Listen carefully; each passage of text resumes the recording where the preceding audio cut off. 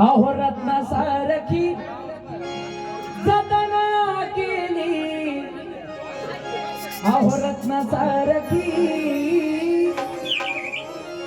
जतना केली, आणि लग्न होऊन जेव्हा ती सासरी जाते तेव्हा आई बाप काय म्हणतात, अग रत्ना सारखी जतना केली,